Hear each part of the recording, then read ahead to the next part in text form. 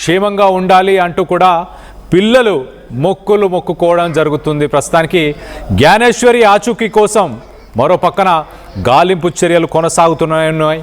పోలీసులు సర్చ్ ఆపరేషన్ని మేము నిలిపివేయం, మేము ఖచ్చితంగా పాప దొరికే వరకు సెర్చ్ ఆపరేషన్ని కంటిన్యూ చేస్తామంటూ పోలీసులు చెప్తున్నారు.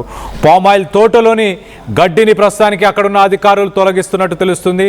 చిన్నారి అదృశ్యమైన పామాయిల్ తోటకు సమీపంలోనే కొంత కొండ ప్రాంతం, అడవి ప్రాంతం ఉండడంతో ఆ ప్రాంతాన్నంతా థర్మల్ డ్రోన్స్తో నిఘా పెట్టి అక్కడ ఎలాంటి జంతువులకు అయితే జరిగింది. అదే పవన్ కళ్యాణ్ గారు కూడా ఎస్పీ గారితో ఫోన్లో మాట్లాడడం జరిగింది. ఇది చాలా ఫెస్టేజ్ ఇష్యూగా తీసుకున్నారు.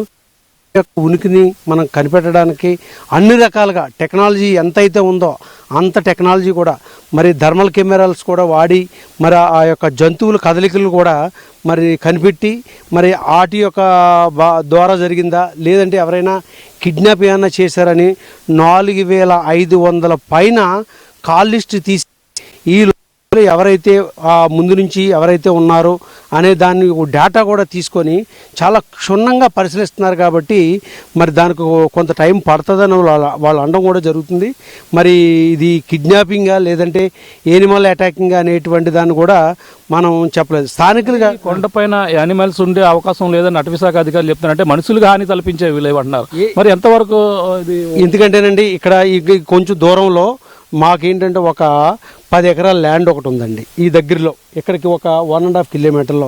ఎప్పుడు కూడా మేము వ్యవసాయానికి అప్పుడప్పుడు కూడా నేను వ్యవసాయానికి చూసుకోవడానికి నేను వస్తూ ఉంటుంటాను.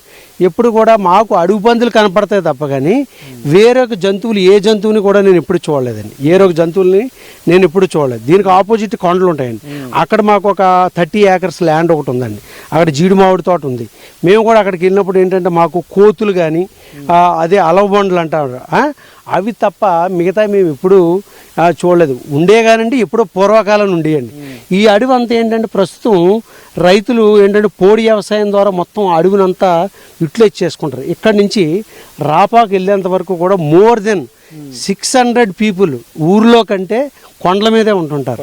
ఎందుకంటే వాళ్ళు భయం ఉంటే కొండలకు వెళ్ళరు కదండి ఏదైనా అడవి జంతువు ఉన్నప్పుడు. కానీ అలాంటి మేము అనుకోవడం ఏంటంటే ఏ రకంగా కూడా మరి యానిమల్ అటాకింగ్ కాదు అనే అక్కడ ఉండేటువంటి ప్రజలందరూ కూడా అనడం అయితే జరుగుతుంది.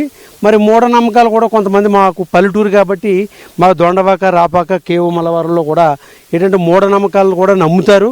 మూఢనమ్మకాలు అంటే ఏదో దెయ్యం వచ్చి ఆవరించినట్టుంది, ఎత్తుకుపోయిందని రకరకాలు అంటారు. కాకపోతే ఇప్పుడు ఉన్నటువంటి టెక్నాలజీని ఉద్దేశించి వెరీ క్లియర్గా మరి పోలీసు వారు అయితే చాలా క్షుణ్ణంగా మరి దాని మీద పరిశీలన చేసి మాకైతే గుడ్ న్యూస్ తీసుకొస్తారని.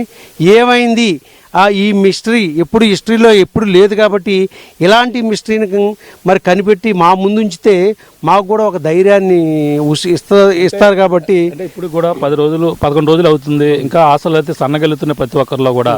ఒక పక్కన కుక్క వచ్చింది, 4 రోజుల తర్వాత వచ్చింది, అది చనిపోయింది. ఆ ఒక్క ఆధారం కూడా కోల్పోయింది. ఈ పరిణామాన్ని చూస్తే ఎవరన్నా పాపను అపహరించిన వాళ్ళే కుక్కపైన ఏమైనా విష ప్రయోగాలు చేసే అనుమానాలు కూడా కనబడుతున్నాయి. దాన్ని ఎలా చూడాలంటారు? ఇది కూడా ఏంటంటే చాలా చోట్ల ఏం చేస్తారంటే ఇక్కడ మాకు కోళ్ళు దొంగతనాలు జరుగుతుంటాయండి. ఈ కోళ్ళు దొంగతనం జరిగిన అక్కడ కుక్కకి ఏం చేస్తారంటే ఒక బిస్కెట్ పాడేస్తారు. ఆ బిస్కెట్ పాడేసి ఏం చేస్తారంటే ఆ కుక్క చచ్చిపోయేది. ఆ కుక్క ఏంటంటే 1-2 రోజుల్లో చచ్చిపోయిన తర్వాత ఈ కోళ్ళు పట్టుకొని పోతూ ఉంటుంటారు. అలాంటి 4-5 ఇన్సిడెంట్లు కూడా జరిగాయండి. అలాగే ఏంటంటే మేకల దొంగతనాలు జరుగుతుంటుంటాయి. ఏంటంటే చిన్నవి ఓ 4-5 మేకలు 5-6 మేకలు చేస్తూ ఉంటారు.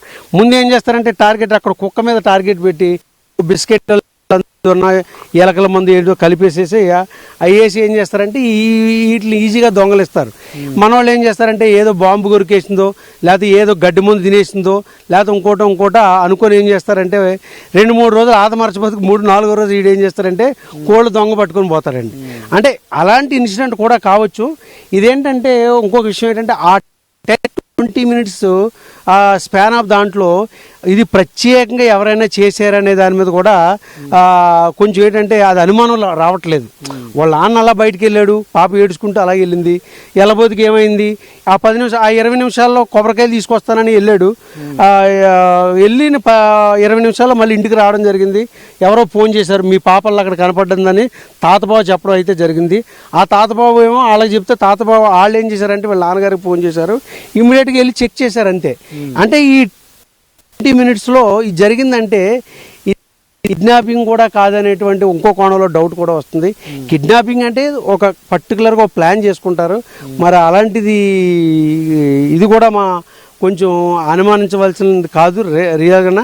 మరి ఏం జరిగింది అనేది మరి ఆ దేవుడి మీదే ఆధారపెట్టి ఈరోజు మా ఊర్లో ఏదైతే దొండవాక, సిహెచ్ అగ్రారు, ఎస్కే రాజానగరం, రాపాక గ్రామాల్లో చిన్న చిన్న పిల్లలు కూడా గుళ్ళోకి వెళ్ళి జానుపాప తిరిగి రావాలని ఆ దేవుడిని కూడా మొక్కుకోవడం అయితే జరిగింది.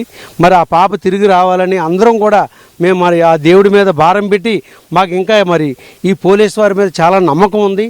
వీళ్ళు తిరిగి దీని మీద ఏదో కన్క్లూజన్ ఇస్తారని ఆశిస్తున్నాం. అంటే జీడిపిక్కల వాళ్ళు కూడా విచారించారన్నారు. వాళ్ళు ఏ ప్రాంతాల నుంచి వస్తారని జీడిపిక్కలు కొంతమంది ఒరిస్సా నుంచి వస్తా అన్నారు, కొంతమంది పక్క ఊరు నుంచి వస్తా అన్నారు. బయట ఊరు నుంచి రారండి, ఇక్కడ దగ్గర ఊరోళ్ళే. మా ఊరు దగ్గర ఊరోళ్ళు అంటే దొండవాక, కేవం మల్లవరం, అలాగే ఇక్కడ ఉన్నటువంటి అడ్డుకోనిపాలెం, ఇలాంటి దగ్గర ఊరోళ్ళు. అది సహజంగా ఏంటంటే పిక్కలు అయిపోయిన టైంలో ఏం చేస్తారంటే రైతు వదిలిపోయినప్పుడు ఏం చేస్తారంటే అక్కడక్కడ మన దాన్ని ఏమంటారు పరగ పిక్క అంటారు. అంటే ఎక్కడన్నా మిగిలిపోయిన పిక్కలన్నీ ఏరుకోవడానికి సహజంగా వస్తుంటారు. అది ప్రతి సంవత్సరం జరిగిందే. వాళ్ళని వచ్చారు కదా అని వాళ్ళని దొంగలనడానికి కూడా లేదు. అది సహజంగా ఏంటంటే లోకల్ పీపుల్ వచ్చి ఏం చేస్తారంటే ఈరోజు రెడ్డి గారి తోట ఈట్ అయిపోయింది, లేకపోతే దొరగారి తోట ఈట్ అయిపోయింది, అప్పారాగారి తోట ఈట్ అయిపోయింది అని చెప్పేసి ఏం చేస్తారంటే వాళ్ళకి జనరల్గా ఇన్ఫర్మేషన్ ఉంటుంది. వాళ్ళు వచ్చి ఏం చేస్తారంటే ఆ రోజు అంతా పిక్కలు ఏరుకుంటారు, నెక్స్ట్ రోజు అక్కడికి రారండి. జనరల్గా ఇది జరుగుతున్నటువంటిదే. వాళ్ళని అనుమానించడానికి కూడా అది ఒక కోణం అయితే కాదు.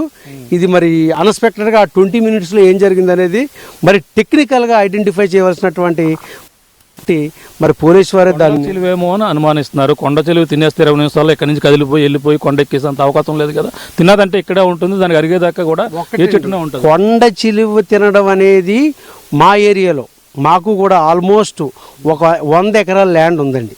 మాకు ఆ 100 ఎకరాల ల్యాండ్లో మాకు ఇప్పుడు కూడా కొండ చిలువ ఇన్సిడెంట్. మాకు కూడా పశువులు ఉన్నాయండి. మాకు కూడా ఏంటంటే పశువులు ఉన్నాయి. పశువులు అంటే ఏంటంటే గేదెలు, ఆవులు ఇవన్నీ ఉంటుంటాయి. అది చిన్నపిల్లలు. మేము నైట్ ఏం చేస్తామంటే పాకల దగ్గర కట్టేసి మార్నింగ్ వెళ్తుంటాం. అవి కొండ చిలువలు తినేయాలంటే వాటిలో కూడా తినేయాలి కదా. అంతగా అవి కూడా కాదండి.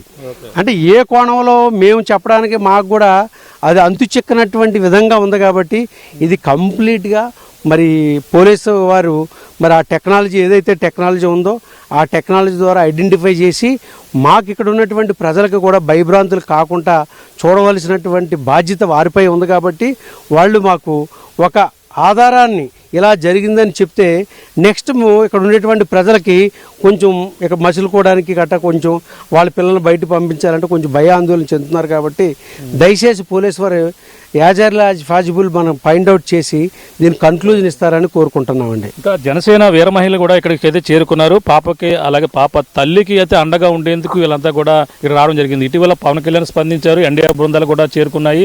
ఈ నేపథ్యంలో జన సైనికులకు సంబంధించిన మత్తు ఒకరు కూడా అలాగే వస్తున్నారు. ప్రస్తుతం కాకినాడ నుంచి కూడా ఇక్కడికి చేరుకున్నారు. మేడం చెప్పండి, ఎలా చూడాలి? పాప అదృశ్యమే 11 రోజులు అవుతుంది. పవన్ కళ్యాణ్ గారు ఒక పక్కన ఎన్డీఆర్ బృందాలు కూడా తీసుకురావాలని కూడా ఆదేశాలు ఇచ్చారు. ఎలా చూడాలంటారు?